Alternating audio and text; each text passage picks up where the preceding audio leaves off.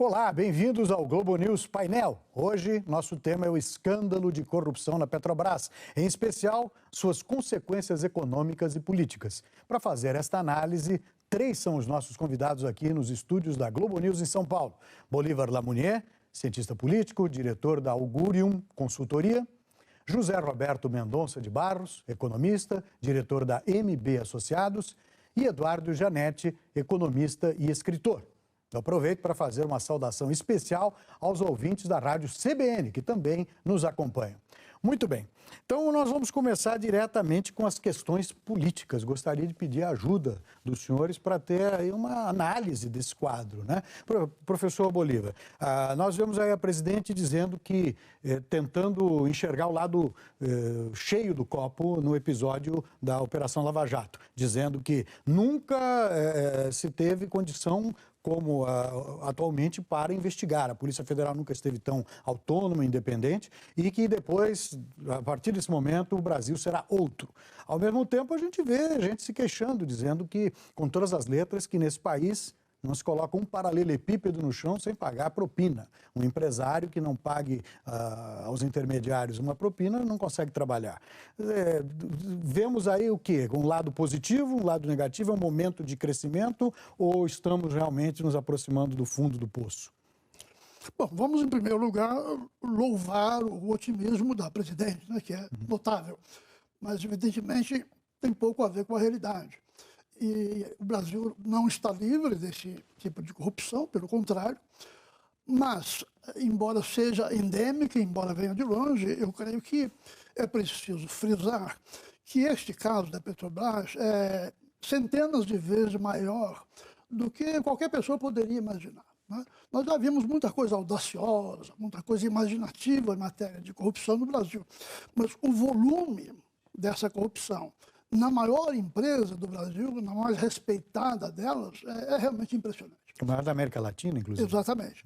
Então, é claro que nós podemos, sem temor a erro, dizer, portanto, que um ano que se afigurava extremamente difícil, tanto do ponto de vista econômico como do ponto de vista político, já está garantidamente muito pior, né? Porque os estilhaços políticos vão ser graves, né?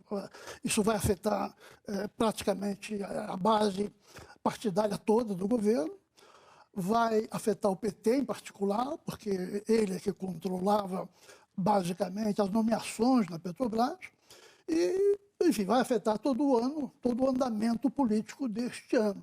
Sem falar que vai afetar muito também do ponto de vista econômico. Temos aqui dois amigos para tratar disso. Exatamente, é o que eu gostaria de trazê-los à conversa, porque do ponto de vista econômico, quando a maior empresa do país é paralisada, congelada por uma série de denúncias, escândalos, já vimos essa semana operários no Nordeste protestando por falta de pagamento de empreiteiras que estão prestando serviço para a Petrobras, e a empreiteira dizendo que não recebeu. Enfim, parece que temos aí um processo perigoso que começou, o de paralisia da maior empresa brasileira, maior contratante de serviços. O que pode acontecer com a economia? Olha, realmente é muito complicado, muito grande e muito grave, né? Porque, de um lado, o Brasil já está com a economia praticamente parada. A nossa estimativa de crescimento desse ano é 0,1, é zero, para todos os efeitos práticos.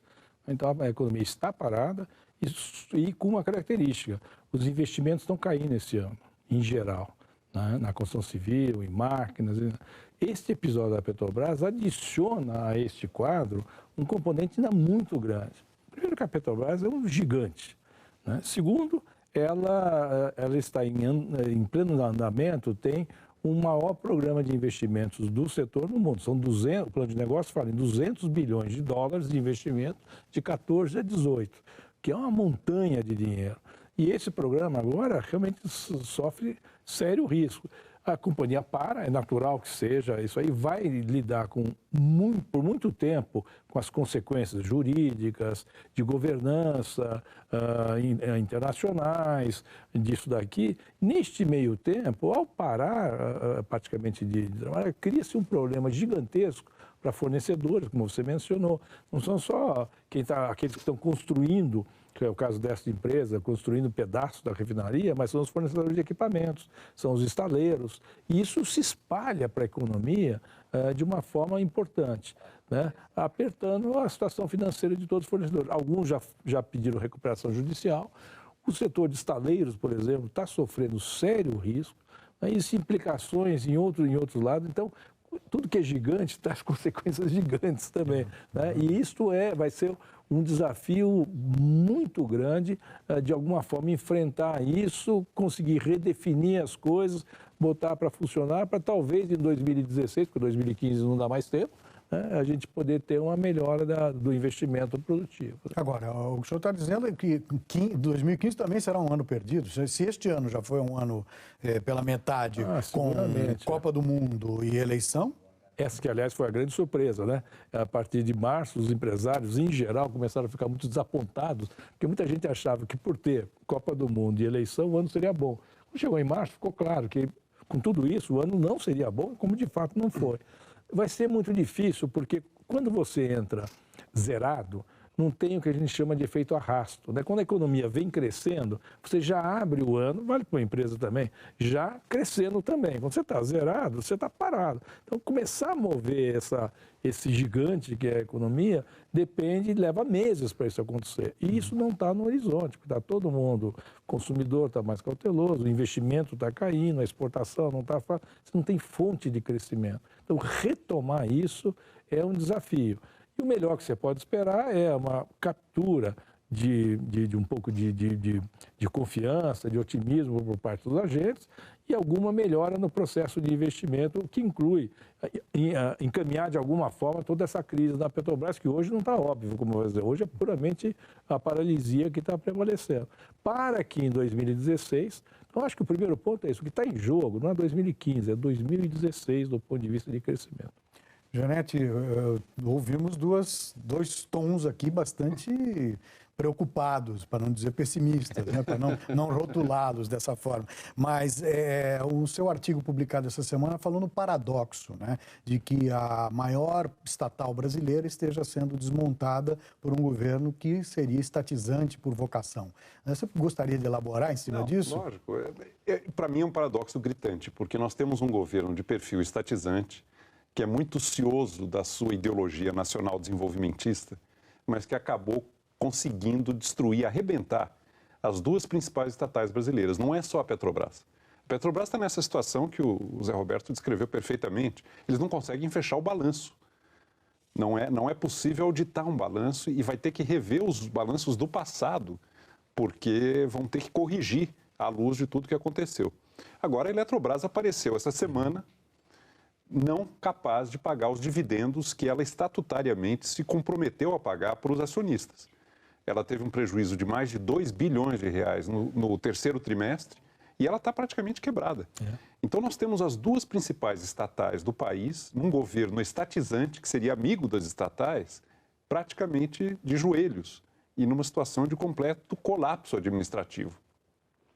Eu entendo, Ernesto, que isso tem a ver com o desvio da formação do Estado brasileiro, que o Raimundo Faoro chamou de patrimonialismo.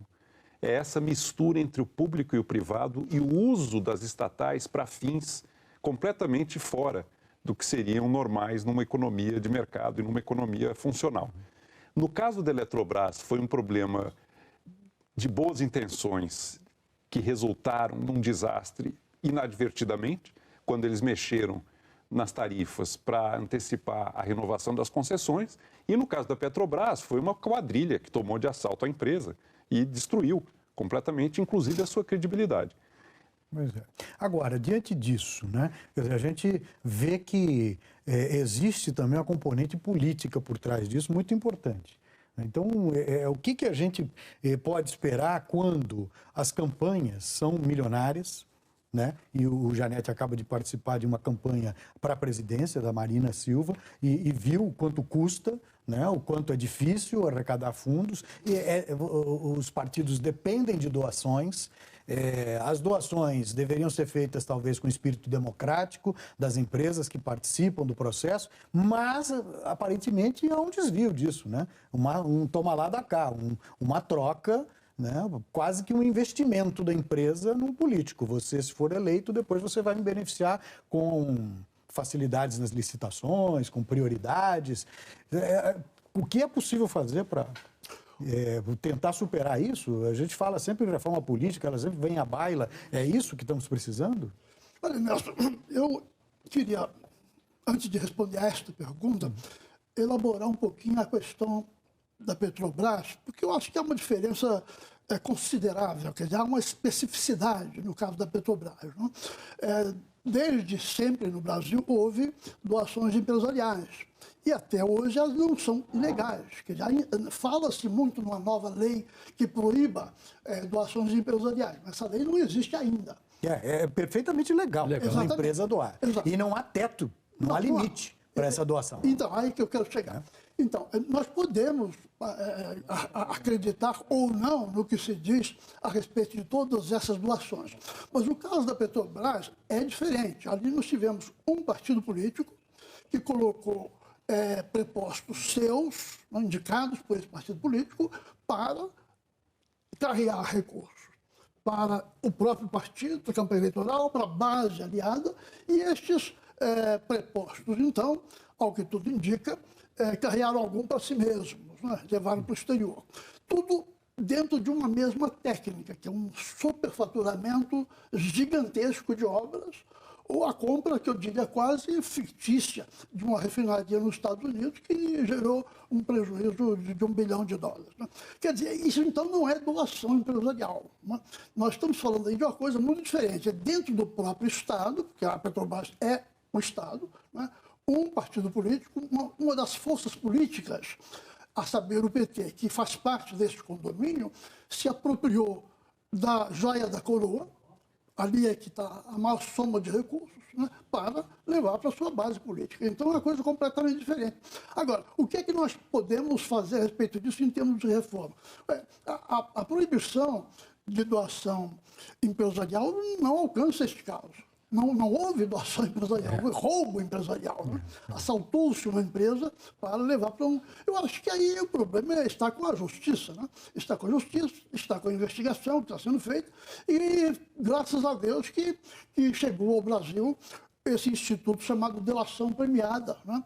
Que o indivíduo, sabendo que vai passar 20 ou 30 anos na cadeia, prefere contar na medida do possível que ele acha que pode ou deve, para se livrar pelo menos de uma parte. Sem isso nós não teríamos nem as informações que temos agora. Ou seja, aí não se trata de reforma política, trata-se do Poder Judiciário, a Polícia Federal, agirem.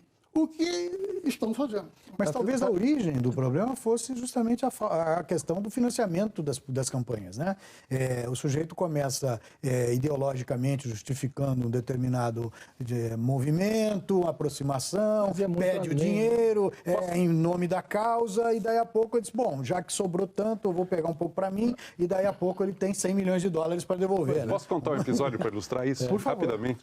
Na campanha da Marina, uma grande empresa brasileira quis doar e nós recusamos. Sabe o que essa empresa fez? Ela foi atrás da conta da campanha e depositou a revelia. O nosso tesoureiro teve que entrar com um procedimento para devolver o dinheiro. Eles queriam nos implicar. Claro. Essa é uma história. Eu queria só adicionar uma coisa ao que o Bolívar disse, que além de ser correto tudo que ele colocou, né, o que chama atenção é a escala.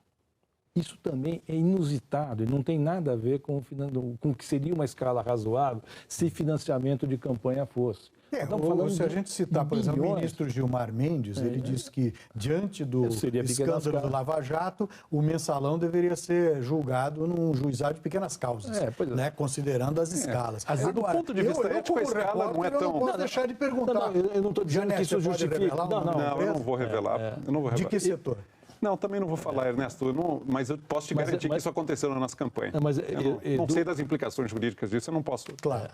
Eu não quero discutir que isso muda o ponto de vista ético, eu concordo que é exatamente a mesma coisa. Eu só estou chamando a atenção que não tem nada a ver com o que ele colocou com o financiamento clássico de campanha, tem a ver com uma organização e uma estruturação de levantar uma montanha de dinheiro para um projeto de poder permanente. É isso. Esse é o centro da história. É um sistema de poder. Mas é um padrão isso? Nunca foi. Não, mas nós tínhamos já nos Correios, lembrando que o Mensalão nasceu dentro dos Correios, outra estatal, né? E que tinha um processo semelhante. Mas é a mesma coisa. Era um agrado para a base aliada, enfim. Mas é a mesma, exatamente é a mesma origem. A suposta causa é uma novidade. Né? Essa é a dificuldade, né? E mostra também, né, que não tem a ver nada com a reforma política, nós temos um problema realmente muito sério de governança e de concepção do mundo. E aí volta um pouco o que o Edu colocou. Quer dizer, é uma visão de controle da economia e uma visão de uma coisa que seria uma inovação, chamou nova matriz econômica, que produziu duas coisas em 4 anos. Um desarranjo macroeconômico, visível a olho nu, em qualquer área, na inflação, no setor externo, nas finanças públicas e etc. E, do outro lado, uma montanha de crises setoriais, porque o Edu tem razão, ele falou da Eletrobras, nós temos aqui a Petrobras, e vamos ter um problema de um excesso de capacidade do setor naval. O setor automotivo hoje está caminhando para conseguir produzir, ter uma capacidade de produção de 6 milhões de unidades e o mercado é de 3 milhões e meio. Muito carro, pouco consumidor. É uma crise e o IPI danada. volta ao normal. Volta ao normal em janeiro. Então criou coisas setoriais enormes que tem essa mistura de uma peculiar visão do mundo, né, que deu tudo errado. A verdade é essa. Por isso que o desafio do próximo governo é gigante, porque deu errado na parte macro, só os resultados, e deu errado na parte micro. Nós temos um excesso de política industrial que naufragou, junto com a maior crise da história da indústria brasileira, que aí não é pouca coisa, que é a mesma coisa surpreendente. Além de ser estatista, sempre quis ser copiar o gás em matéria política econômica, copiar o gás em matéria de política industrial. E deu tudo errado. Não dá para dizer que deu certo quando a indústria está quebrando. Pois é, e agora, apesar disso tudo, desse diagnóstico e tal, que é compartilhado por muita gente, né? Mas nós tivemos uma reeleição. Quer dizer, este projeto... Isso é uma realidade. Este projeto acaba de ser endossado por mais 4 anos pelo eleitor brasileiro. Democraticamente, nós aceitamos isso, com exceção de meia dúzia, que foi a Paulista pedir o impeachment sem bases, né, até onde a gente sabe, concretas, e até a volta do regime militar. Né? Mas aí foi uma campanha calcada na mentira, né? Na mentira calculada. Ai de quem dissesse que o Brasil precisava de um ajuste fiscal duro. Ai de quem dissesse que ia aumentar o juro, eventualmente, para controlar a inflação. Ai de quem dissesse que o governo está aceitando envergonhadamente fazer tudo aquilo que ele criou terror. Ele próprio demonizou. Agora, isso não é... do PT então foi a culpa de quem? Dos marqueteiros? Não. Porque é preciso mentir para o eleitor? O PT, com muito profissionalismo, a candidata Dilma, com muito profissionalismo, explorou a credulidade de uma população que não acompanha o detalhe da economia, como não acompanha em nenhum lugar do mundo, mas no Brasil ainda mais pelas dificuldades que nós temos. Na mentira calculada e na excitação do medo.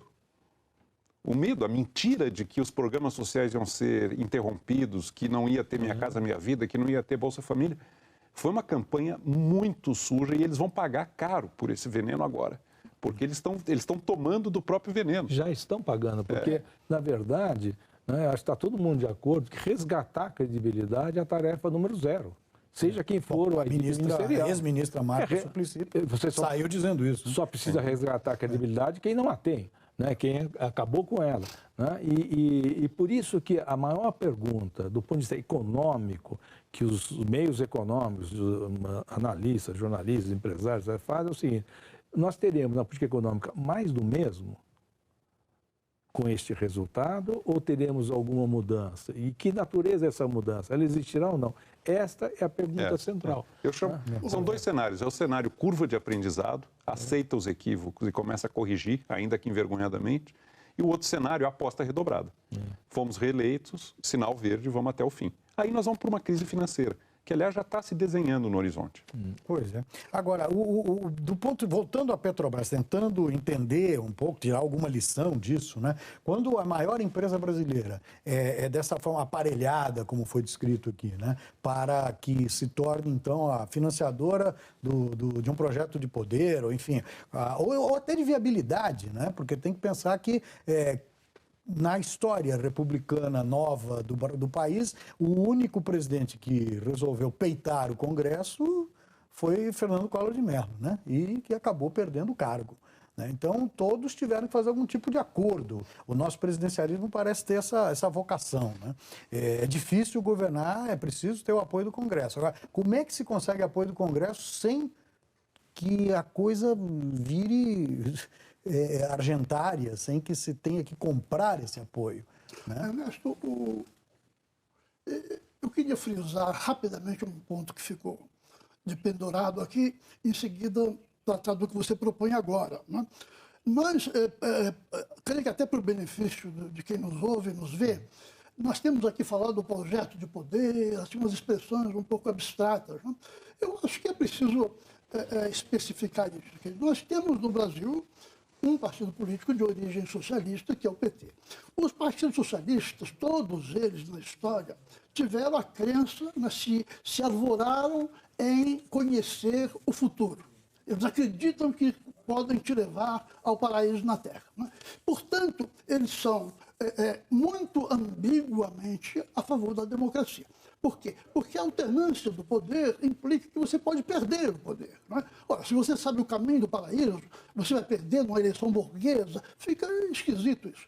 Então, isso leva a uma segunda consequência. Quer dizer, se eu preciso de algum dinheiro a mais para financiar as campanhas, ali na Petrobras tem, por que eu vou deixar de fazer isso se a causa é tão nobre, né? Levar a humanidade para o caminho, para essa estrada notável que leva ao paraíso. Então, eu acho que isso precisa ficar bem definido, porque é o único núcleo de poder no Brasil que tem ainda um ranço totalitário, quer dizer, o ranço de conhecer o caminho do futuro. Né?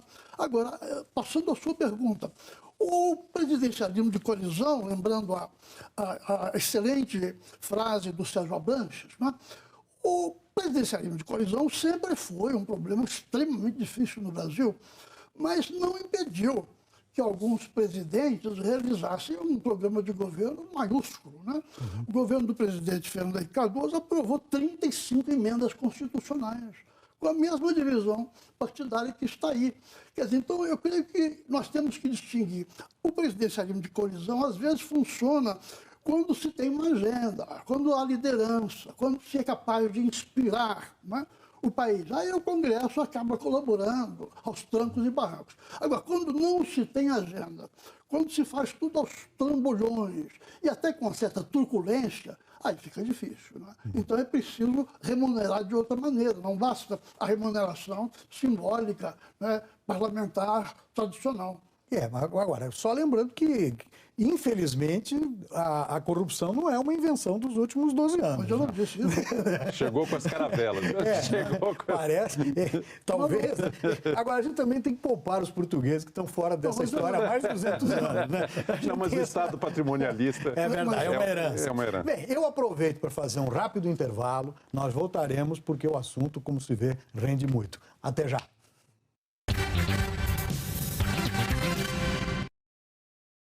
Eu, agora há pouco, tinha pedido um levantamento dos números referentes às ações da Petrobras. Né? Em dezembro de 2009, o preço médio delas era R$ 38,50. Em novembro de 2014, ela está, depois dessa sequência de escândalos, por volta dos R$ 13,00. É uma senhora perda, né? E a gente já começa a ouvir pequenos investidores, aqueles que até usaram o dinheiro do fundo de garantia para comprar ações há alguns anos e no primeiro momento tiveram grandes alegrias, agora já começam a pensar até em entrar na justiça. Existe essa possibilidade de responsabilizar a direção da Petrobras pelas perdas? Ou a ação, o mercado de valores é naturalmente um ambiente arriscado e faz parte do jogo? Nenhum de nós aqui é advogado, então acho que vamos... Mas como economista, do polícia legal, não. Chutar um pouco. Existe sempre a possibilidade, sob o quesito de governança, de regras de comando da empresa muito frouxas, um acionista minoritário entrar. Mas, Ernesto, eu queria só fazer uma qualificação. Essa longa queda de Petrobras, na verdade, ela culmina com a Lava Jato, mas ela começou muito tempo atrás. E começou porque o programa de investimento da Petrobras é excessivamente ambicioso. Bom, mas ele sempre contou com a galinha dos ovos de ouro Exatamente. do pré-sal. Do pré-sal, que Todo até mundo existe saca, mesmo e está andando. Já Só que saca foi esse- prefeituras, a briga entre as Tem cidades toda a razão. litorâneas e Tem o toda a razão. restante do país. Mas o que acontece? Quando eu digo que é excessivamente ambicioso, é assim, mudou-se o regime de concessão para um regime de partilha, né, e estabeleceu para a Petrobras metas absolutamente ambiciosas de produzir muito rápido, com a melhor técnica, num terreno difícil que é o pré-sal, tendo que comprar 60% de fornecedores nacionais e com o controle do preço da gasolina e do diesel. E eu sempre digo, podia pôr na diretoria um triunvirato composto pelo Homem de Ferro, o Super-Homem e o Homem-Aranha, que não ia dar certo, porque pediu-se demais para a Petrobras. Qual foi o resultado disso? Ela se endividou loucamente. É a empresa mais endividada do mundo. Além disso, nós sabemos hoje, os custos começaram a subir. O custo por barril da refinaria de Pernambuco vai dar uns 87 mil dólares por barril no investimento. O custo normal de coisa é 25, 30 mil barris. Eu tenho vários casos concretos na Arábia Saudita, no Texas, etc., e é 3 vezes menos. Então, a parte, hoje nós sabemos por que ficou tão mais caro. Mas era muito mais caro, atrasado, e a produção demorou para aumentar. Só esse ano que ela está aumentando o número. Nesse meio tempo, a empresa vem enfraquecendo. E o preço do petróleo começou a cair. Então, o grande ativo dela, que é o petróleo lá embaixo, hoje vale menos do que há 3 anos atrás. Então, a situação econômica da Petrobras já veio apertando. A narrativa é perfeita, falta só um detalhezinho, que eles seguraram o preço dos derivados de petróleo no mercado interno para represar a inflação. Mas é perfeito. É isso aí. Mas aí que está. É da mesma forma que se sufocou a Eletrobras manipulando, né, aí é o microgerenciamento. cortesias, baixando o preço da energia. Exatamente. Então, isso já começou sendo construído. Como disse o Edu, é espantoso, porque né, essa debacle da Petrobras veio sendo construído tijolo após tijolo.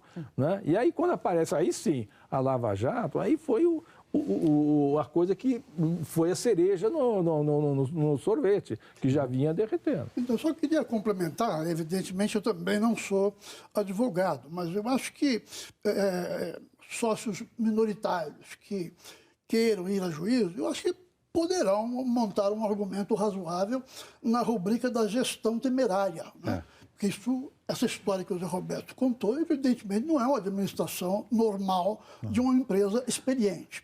Além disso, se a gestão temerária se acopla a evidências comprovadas de corrupção que estão aparecendo agora, corrupção não detectada por um conselho de administração no qual sentava a presidente da República atual e a presidente da Petrobras atual, evidentemente que há algo muito estranho, né? Muito esquisito. Quer dizer, há uma negligência, ou pelo menos uma incompetência, em encontrar os indícios de corrupção. A combinação da corrupção com a gestão temerária foi o que jogou a Petrobras no buraco. E é exatamente por isso, Bolívar, que o Departamento de Justiça americano vai investigar a Petrobras. E a CVM deles também vai investigar a Petrobras. É o problema dos acionistas de fora, que estão vendo uma empresa completamente desacreditada e fraudada. Né? Eles foram fraudados. Agora, o que acontece quando isso ocorre? Né? Você certamente, se é, como disse já o Mendonça, a empresa mais endividada do planeta, né? E ela não consegue, não tem mais o aval das autoridades do mercado americano. Né? Os xerifes do mercado de lá já começam a investigar. O que acontece com uma empresa, como é que ela se financia? Né? Até para chegar a toda a riqueza do pré-sal. Posso arriscar um palpite? Vai acabar no bolso do contribuinte brasileiro. Petrobras e Eletrobras vão ter que ser capitalizadas com dívida pública. O bom senso sugeriria que o programa de investimento da Petrobras devia ser cuidadosamente revisado para estar mais no tamanho do caixa. Essa é a primeira coisa. Né? E a boa governança iria nessa direção. Porque esta ambição de fazer que é típica do Geisel, né? De dar aquele salto quântico, né? É que levou a essa situação. Se a presidente pudesse, primeiro ela devia se arrepender, em seguida ela devia voltar ao regime de concessões. O governo estaria recebendo somas astronômicas sob a forma de impostos que várias companhias internacionais estariam pagando. Né? O regime de partilha E tem uma bloqueou coisa, essa possibilidade. e é gozado, porque aprendi com o tempo, na vida, que as notícias ruins, em geral, dão encaixo. Né? Elas se concentram em determinados períodos, inclusive na vida pessoal. Né? Às vezes acontece isso. Para completar esse quadro, o México acabou de aprovar uma lei liberalizando em relação ao que era a exploração no Golfo do México. E o que os mexicanos fizeram? Eles vieram aqui, olharam a regulamentação brasileira, tiraram todos os excessos que tinha na regulamentação brasileira, por exemplo, em vez de 65% de conteúdo nacional é de 25%, tem várias coisas, mas claramente para competir com os grandes investidores internacionais e os grandes operadores internacionais, as grandes companhias internacionais. Se eles vão ser bem-sucedidos ou não, o futuro que vai dizer. Mas só para mostrar, né, que foi feito um programa pensando num país fechado, na verdade. Né? E esse, aliás, é uma das visões econômicas, né, que além do papel do Estado, a visão de um país fechado, autárquico, totalmente controlado, fechar mais. O paralelo com o Geisel é impressionante. Né? É impressionante como voltou. O próprio Geisel foi presidente da Petrobras. Petrobras. É a mesma coisa. E a vocação da presidente Dilma também é a área de energia. Então ela tem e o governo gosto especial. Só para lembrar, o governo Geisel terminou numa bruta crise econômica. Foi uma década perdida. Né? Foi depois. Nós viemos adiante, desarranjou toda a parte macro e foi um grande problema. E o paralelo vai mais longe, porque o Geisel foi uma resposta desastrada à crise do segundo choque do petróleo. Eles tentaram manter a economia em marcha forçada de crescimento, endividaram e o país quebrou. Ficou depois uma década com a crise da dívida externa. O enredo agora não é muito diferente. O mundo entrou numa grande crise em 2008, 2009 e o Brasil imaginou que era uma ilha de prosperidade em meio ao mar turbulento. E tentaram manter o crescimento a ferro e fogo. Expandindo o gasto público, incentivando o consumo, aumentando o crédito.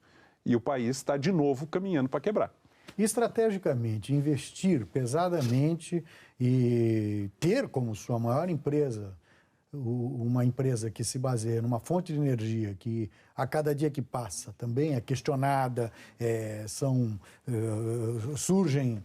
Até hoje nada com tanta eficiência, mas surgem tantos projetos de substituição, né, dos combustíveis fósseis, quer dizer, e nós apostamos todas as nossas fichas, aparentemente, numa estatal que se baseia nesse produto, né, que pode, a médio prazo, né, como são as coisas nessa escala, né? Embora nessa aí, eu acho que a gente tem que... É verdade quando olha a longo prazo, do ponto de energia, mas no curto prazo, se fosse o projeto menos megalômano, ele seria uma alavanca de crescimento, como o petróleo, o gás de rocha está sendo uma enorme alavanca na retomada do crescimento americano. Nós poderíamos ter, aí sim, uma alavanca muito maior. Mas aí, Roberto, com um detalhe, né? O Brasil vai ter que escolher se é Venezuela ou Noruega. A Venezuela pega a receita do petróleo e põe diretamente no orçamento para gastar. A Noruega pega a receita do petróleo e coloca num fundo soberano que está fora do alcance dos políticos e só usa a receita do fundo para gasto no orçamento. O Brasil já entrou no modelo venezuelano porque os leilões de concessão do Campo de Libra já foram direto para o orçamento para maquiar o déficit fiscal. É uma coisa que me... Esse é que é o ponto mais fundamental. Não foi discutido na campanha. Eu não consegui entrar com esse assunto na campanha. Nós queremos um modelo norueguês ou venezuelano. É verdade. Pois é. Lembrando que a Noruega, na década de 60, era um país relativamente pobre para padrões escandinavos, europeus. Não teve dinheiro sequer para sozinha investir. Ela precisou tentar pegar empréstimo da Suécia para conseguir explorar o seu petróleo, sua riqueza. O parlamento norueguês se reuniu e criou um fundo soberano fora do alcance dos políticos. Quem quer que esteja no poder não toca no fundo soberano do petróleo. E vai até além. É uma coisa incrível. Não, além disso ser muito positivo, tem uma segunda coisa, que é investir em conhecimento, porque eles sabiam que o petróleo ia acabar. E, de fato, o petróleo, na parte da Noruega, tende a ter... Então, hoje, nas exportações ligadas ao segmento de petróleo da Noruega, 1/4 é de serviços, é de conhecimento, de tecnologia. Eu fiz, há pouco tempo atrás, um evento aqui em São Paulo, e estava a consuleza da Noruega no Rio de Janeiro. Eu fiquei espantado, porque a gente conhece a Statoil, que é uma gigante, a Petrobras deles e tudo mais, mas ela falou, existiam naquela época 123 empresas norueguesas no Brasil, a maior parte delas de serviço, de tecnologia. Desenvolvimento, então, aí sim é conhecimento. E nós aqui fizemos um grande esforço para soldar casco de navio, quando, na verdade, no mundo inteiro, a verdadeira revolução é de conhecimento, é de software, não é de hardware. Agora, esta era a oportunidade, tantas, não soldar casco de navio. Justamente o governo da presidente Dilma fez uma lei dirigindo as riquezas do pré-sal para a educação. Né? Mas é um perigo isso, Ernesto, porque vai direto para o orçamento. Você começa a dar dinheiro para a educação na mão do Antony Garotinho, governador do Rio. O que acontece? Não adianta, não pode, esse dinheiro não pode ir para o orçamento. O primeiro-ministro da Noruega fez uma frase que eu achei muito boa. Tem países que gastam o que não tem. E tem países que não gastam o que tem. Essa é a diferença entre país pobre e país rico. Agora, e pode ser feito. Então, fazendo um esforço poliânico, será que a gente consegue usar esse momento de crise na nossa maior empresa, na joia da coroa brasileira, e para algo positivo? Quem sabe fazendo uma opção, ainda que quem está no poder, ungido pelas urnas, tem o mesmo projeto, né? Então, será que há uma esperança aí de mudança? Eu vou tentar te ajudar no seu esforço de poliana, talvez sem muito sucesso, né? Mas eu diria que pedir ao nosso Congresso para cometer araquiri e fazer uma lei como a da Noruega, eu acho que não vai dar certo, né? Ele mesmo colocar fora do seu alcance os recursos do pré-sal. Eu acho que há uma solução política, né? Quando você está diante de uma crise gravíssima, que todo mundo sabe, não há no Brasil quem ignore o tamanho do problema que nós estamos.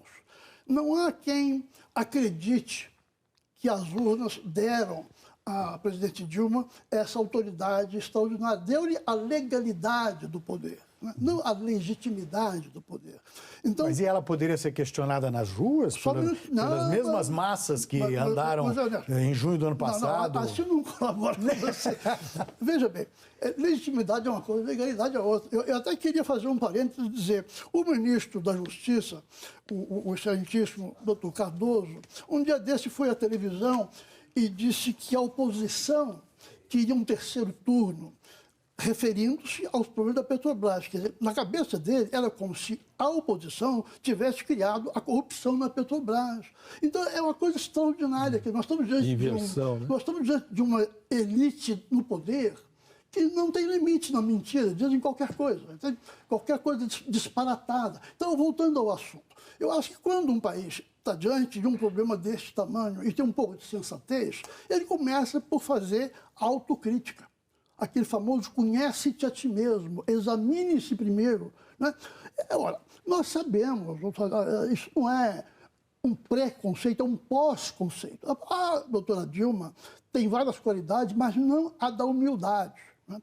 Ela não tem hábito de fazer autocrítica, muito pelo contrário. A liderança, o relacionamento dela com o Congresso é o pior possível. No momento, ela se esforça para tentar evitar a eleição do deputado Eduardo Cunha para presidente da Câmara, né? Coisas que não aconteceriam num governo normal. São coisas relativamente pequenas na ordem geral das coisas, mas que este governo não consegue nem 15 dias depois da eleição. Entende? Se não conseguisse 1 ano e meio depois da eleição, seria razoavelmente normal. Não, ela não consegue 15 dias depois. Por quê? Porque a eleição não lhe deu legitimidade, apenas lhe deu a legalidade, que o ministro da Justiça, por vias transversas, quer dizer que a oposição é que lhe nega. A oposição não. Bom, então vamos lá, traduzindo. Nós temos aí um resultado de eleição que não deu total margem, principalmente até numérica, né, aritmética, e para o governo que talvez não tenha tranquilidade para levar adiante os seus projetos e não tem apoio do Congresso, não está numa relação boa com o Congresso, e se no passado alguns recursos aí utilizados deixam de existir, porque é isso que acontece, os canais estão agora entupidos, vamos dizer. O oleoduto está obstruído. E diante disso, a economia sofre porque as empresas... Eu me pergunto, o que acontece com uma empresa a essa altura que tem que fazer negócio com o governo ou com a Petrobras? Eu acho que a lição que está ela ficando é que é muito perigoso, né? Ser fornecedor da Petrobras, né? Eu não estou falando das grandes empreiteiras, estou falando de empresas industriais. É uma coisa lamentável. Nós temos 3 dos grandes produtores industriais de equipamentos, né? Os 3 maiores estão em recuperação judicial, porque investiram para atender a Petrobras e aí não apareceu a tempo, a hora, aquela demanda. Mas eu queria só voltar no esforço poliano e dizer... Tem sim, eu acho uma coisa muito... Eu sei que todos os colegas concordam, eu falei mais como cidadão do que como economista. É o fato de ver que tem instituições que funcionam, que nós temos, né, um poder que está funcionando. Isso me dá uma tranquilidade e uma confiança na democracia brasileira ao longo do tempo, que é extraordinária. Isso do ponto de vista... É um milagre. Institucional. Entre nós, se nós saímos da ditadura, 20 anos de ditadura isso militar, veio sendo construído. O primeiro presidente civil não assumiu, o sucessor do seu vice foi empichado. É uma evolução, eu não sei se é um milagre, mas eu sei que é uma evolução muito bem-vinda. Pois é. Muito bem-vinda. Então, esse é um lado muito positivo. Segunda coisa, que eu acho que vai acabar saindo, é que a Petrobras vai continuar sendo a maior empresa brasileira, né, do que sempre se diz de brincadeira, né? O pior negócio do mundo é uma empresa o terceiro pior é uma empresa de petróleo mal administrada, uma segunda aí a melhor é uma empresa de petróleo bem administrada. Ela não foi bem administrada. Eu acho que a governança da Petrobras corre o risco de ter que melhorar a força, o que é um ganho do ponto de vista do país, né, por conta disso. Então, acho que tem alguns problemas, mas o que não dá para ter dúvida é que, do ponto de vista econômico, o rescaldo disso que está em pleno andamento e cuja dimensão ainda não conhecemos, exceto que será gigantesco, não é bom para o crescimento. É triste ter que dizer isso, mas é verdade. Para muitas empresas, né, fornecer para a Petrobras foi o pior negócio da sua vida, porque aí entrou numa coisa que não tem como sair.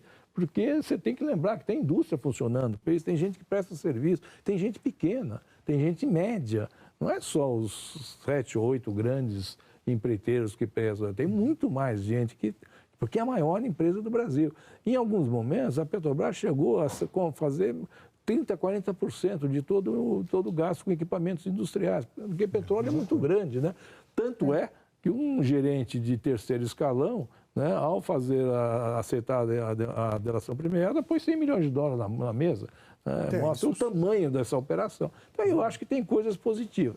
Mas não dá também para ter ilusão de que nos próximos meses o custo disso vai ser enorme. Só dar um pequeno detalhe. A Petrobras não tem balanço auditado e deve uma montanha de dinheiro. Todos os anos a Petrobras rola sua dívida em dólares no mês de janeiro. Esse ano, muito provavelmente, não vai poder fazê-lo. O ano passado captou $8,5 bilhões de dólares no mês de janeiro, no mês de janeiro deste ano. No mercado externo. Né? Como é que vai ser no próximo janeiro? Aí eu complemento. Nós não sabemos as atas do Conselho de Administração, nós não sabemos como começou a refinaria de Abreu Lima. Há quem diga que foi um mero acordo verbal do Lula com Chaves. Qual é o documento de fundação da Abreu Lima? Eu nunca vi, publicado em lugar nenhum. Então, transparência não há. A presidente atual, que é a Graça Foster, está lá desde 2007, por aí, 2008, ela deveria tomar essa providência básica. Né? Transparência primeiro. Vai se criar uma comissão lá dentro de governança. Bom, a primeira coisa a fazer é essa comissão, então, deve dar transparência aos negócios da Petrobras. Porque a situação não é normal, não é nem perto de normal. É gravemente anormal. É uma hora de abrir o jogo para a sociedade. Mas voltando à sua pergunta... Janete, eu queria aproveitar, justamente passar a palavra para você, pedindo, você que rodou o país recentemente numa campanha política, se engajou totalmente num projeto político. Lembrando, o que é possível fazer? Será que, onde anda aquela gente que em junho do ano passado cobrava tanto melhores serviços, seriedade, transparência? Será que essa gente pode ser tocada pelo escândalo atual? E será que esse é um momento de virada e podemos realmente, a exemplo do que diz a presidente Dilma, quem sabe agora, mesmo com tudo de ruim, agora só possa melhorar? Ernesto, eu queria voltar um pouco, você estava nos provocando a fazer um esforço de poliana e tentar ter esperança. Eu acho que o Zé Roberto tocou num ponto fundamental, que as instituições brasileiras estão aí. Nós temos um judiciário, nós temos a Polícia Federal, e nós temos uma democracia que funciona e um Estado democrático de direito. Isso é ponto pacífico. Né? O que me dá um certo alento para um cenário de mudança é que o medo dos atuais governantes, de alguma maneira, os façam ter essa humildade que lhes falta de rever os equívocos e começar um movimento corretivo. Nós tivemos um governo petista, que foi o primeiro mandato do Lula, que foi uma grande e bem-vinda surpresa. O primeiro mandato do Lula, do ponto de vista de gestão macroeconômica e microeconômica, foi excepcional, foi um momento muito positivo e muito saudável da democracia brasileira, porque nós mostramos que podemos fazer uma alternância de poder dessa natureza, mantendo absoluta seriedade e competência na gestão da economia. O que é que levou o Lula no primeiro mandato a ter esse compromisso? O medo. O medo de que podia dar tudo errado, que ele podia meter os pés pelas mãos. Bom, será que a Dilma, medo agora não falta, né? Será que a Dilma vai ter essa percepção de que nós estamos caminhando para uma grave crise financeira e pondo em risco as conquistas sociais duramente obtidas nos últimos 20 anos? Se ela tiver a sensação do risco que está correndo, ela vai voltar para si, o conhece a si mesmo e vai mudar o caminho. Mas isso não está claro. Bom, com esta nota um pouquinho mais otimista, né, de confiança nas instituições, a gente agradece os nossos convidados e o Globo News Painel desta semana termina agora, né? Muito obrigado a Bolívar Lamounier, cientista político, sócio da Augurium Consultoria, ao José Roberto Mendonça de Barros, economista, diretor da MB Associados, e ao Eduardo Janetti, economista e escritor. E especialmente obrigado a você, assinante, pela sua companhia. Não se esqueça, para rever este e outros programas, acesse o Globo News Play. Fique agora com os fatos e imagens que marcaram a semana. E até o próximo sábado.